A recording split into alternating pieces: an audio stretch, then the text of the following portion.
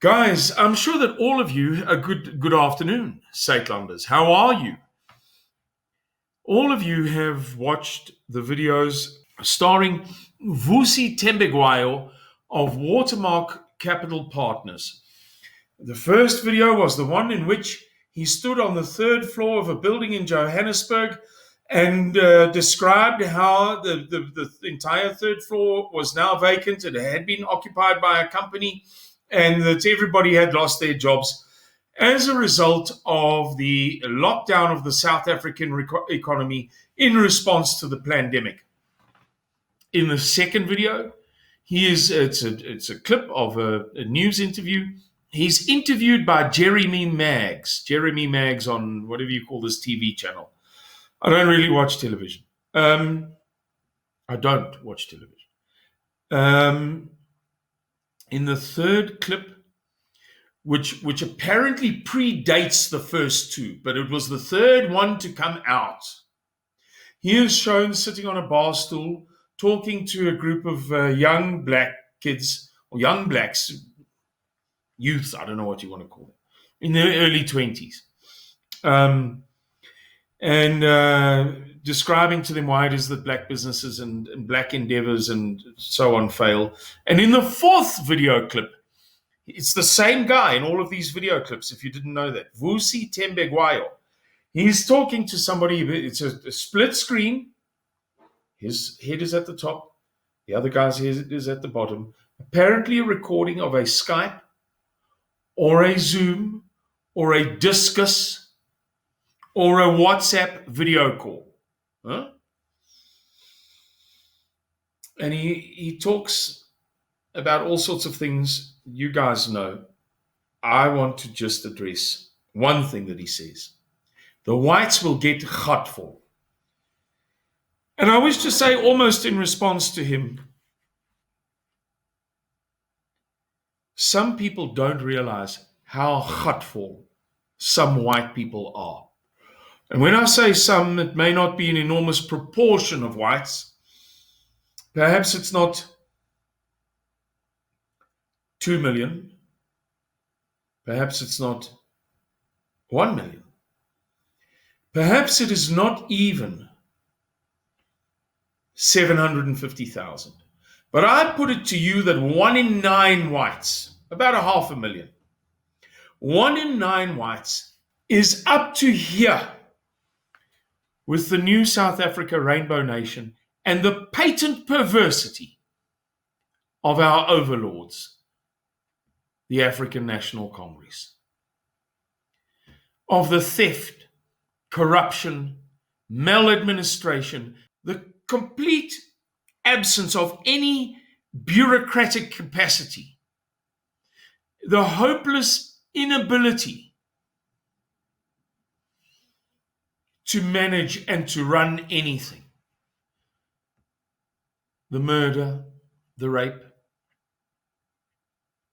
the farm attacks.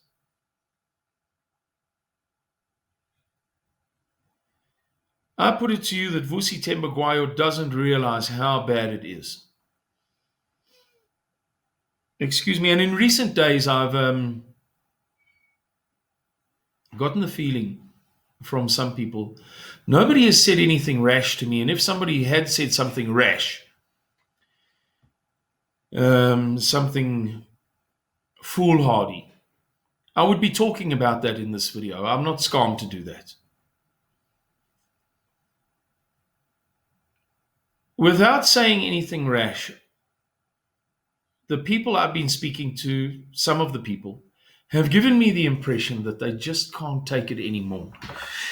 My fear is that sooner or later, some white guy is going to be so fed up that he's going to do something radical, which will precipitate a national race crisis, a race war, if you like, or something along those lines.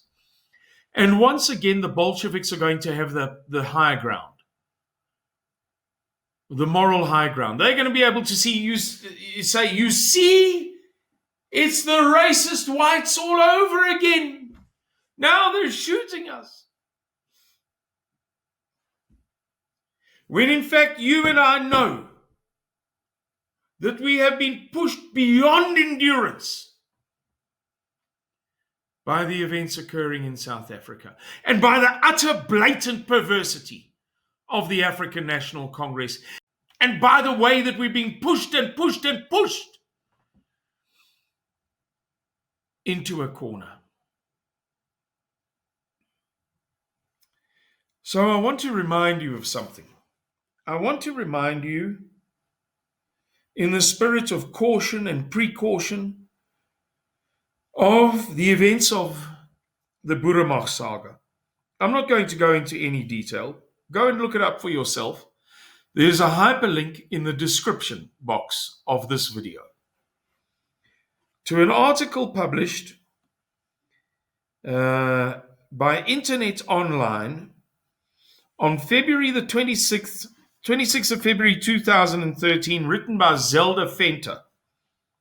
2013. So 7 and almost a half years ago. It begins as follows. The Buramach was lured into a trap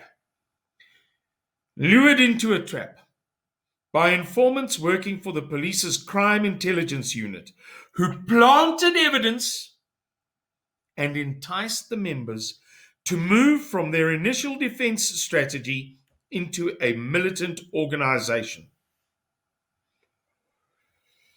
Crime intelligence was, in fact, from the start behind this organization and pushed its informants to infiltrate the Buramach.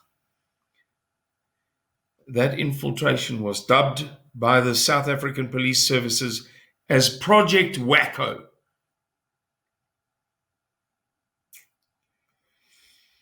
Oh, dear me.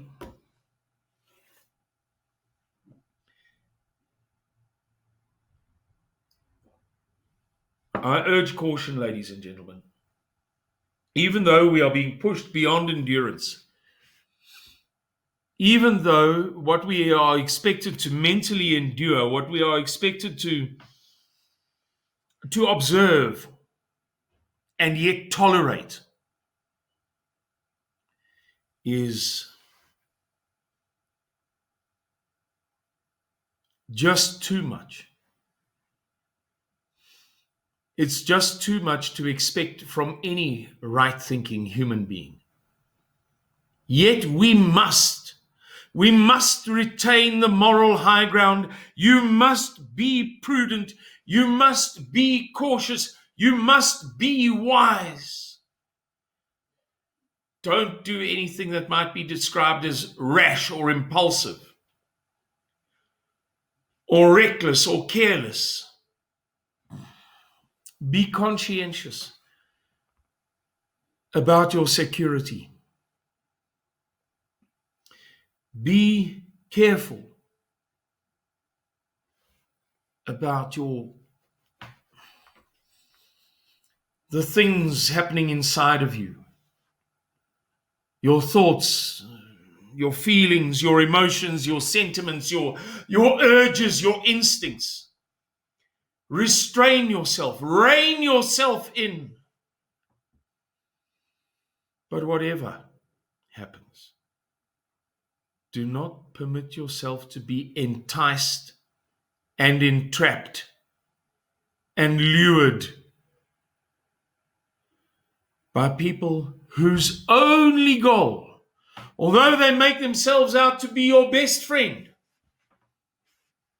whose only goal is to destroy you. Enough said. Guys, take good care of yourselves. Bye-bye.